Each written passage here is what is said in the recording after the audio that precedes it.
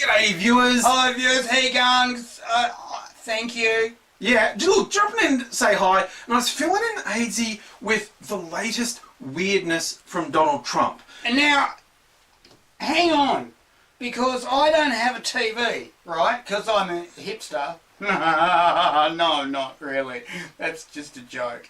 I don't have a TV, so I don't get a lot of TV news because it's difficult to watch TV news when you don't have a TV. And so, what I get is the Donald Digest.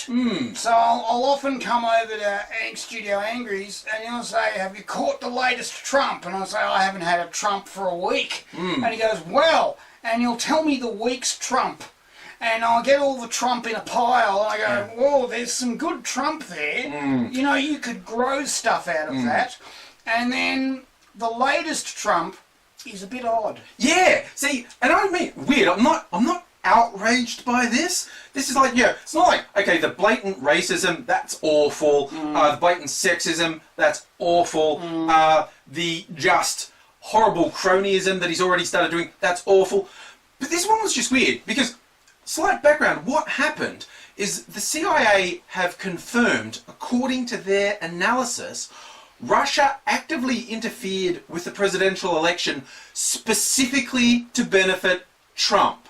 Now, there'd been some speculation... That's not dodgy at all. No. That's not dodgy at all. No, there'd been some speculation before that Russia's interference was just to destabilise democracy in general, to make democracy look illegitimate. But they've shown by their analysis that Russia deliberately favoured Trump. Now, it's not a big deal. I mean, Russia's not like a nuclear power that's got increasingly bad relations with the USA. And don't worry about it. Because, you know, it's not like they're an expansionist empire that's now gone back to a weird kind of quasi-capitalist with a totalitarian regime. Don't worry about it. No. It's cool. No. It's cool. Don't worry about the fact that the evidence is starting to suggest Russia clearly thinks they have Trump in their pocket.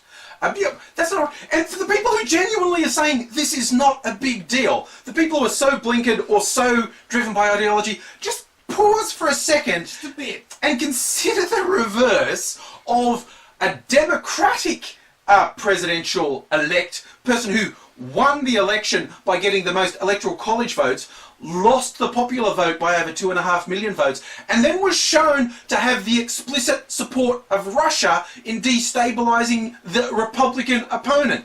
Just imagine how that would play. just think how that would go down for a second. Just picture that world, that alternate timeline, and see how much the shrill sound of Republican love would have...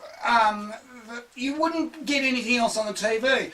Tonight's episode of Sesame Street has been cancelled so that we can have a nasty talk show on the bleeder. Yeah. So, the fact that people can't wrap their head around that does my head in a bit. But here's where the weirdness comes in. In response to the CIA saying Russia helped Trump, Trump's Twitter account tweeted... I specify that we don't know for 100% sure it's Donald Trump, but I think it was him. But on his Twitter account, a tweet goes out to criticise the CIA, saying, these are the same people who said Saddam had weapons of mass destruction. Oh. And he said, the election was a long time ago, won by the Electoral College by an historic margin, let's make America great. The most interesting part of that to me is the blatant falsehood that he keeps repeating, that he won the Electoral College by an historic margin. He's actually the second worst Electoral College result for a winner in the last 50 years. So the fact that that is so easy to prove to be incorrect. And a long time ago. Is a month a long time Yeah, ago? I know, right? So he hasn't actually been sworn in yet. No, that bit is just blatantly untrue. But to me, the weird bit is calling the CIA a bunch of dickheads. Okay, I'm not saying he's wrong by any stretch of the imagination. This is that organisation that quietly goes around knocking people off that they don't like. Yeah, and there was a really funny to me interview with a former CIA operative on CNN where he's saying, look, the entire rest of the world, if they got wind of us destabilising their elections, they have another election. They would. You say America's the only place in the world when you find out the election was interfered with by a hostile foreign power, you don't have another election. That was right. But the weird thing is, like I said, one of the weird bits of Trump has always been when he was criticising his fellow Republicans, he was almost always telling the truth. I mean, it was a big truth. It was, you know, with extra piles of crap on top. But he was telling the truth. Yeah. I mean, he'd say weird shit like Ted Cruz's dad killed Kennedy.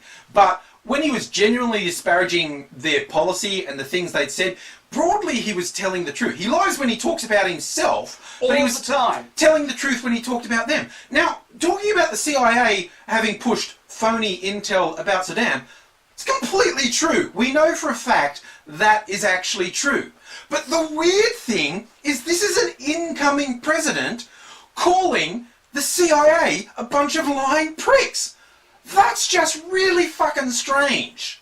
This would also be the organisation that he's going to rely upon for everything outside the borders of the country. It's just... And this is what does my head in with Trump is... And I know this is what a lot of his supporters like about him, is he is the ultimate wild card. You don't know what's going to happen. I don't know what Russia's going to do in response to a Trump presidency. Don't know what China's going to do. We don't know what Trump's going to do. Like, the whole drain the swamp thing, and he just actually keeps appointing people who worked for Goldman Sachs. And, you know... Drain the swamp. It was hugely predictable that the first people he would fuck over were the poor white people who thought he was their champion. That was really obvious. That was obvious, yeah. You knew that was coming.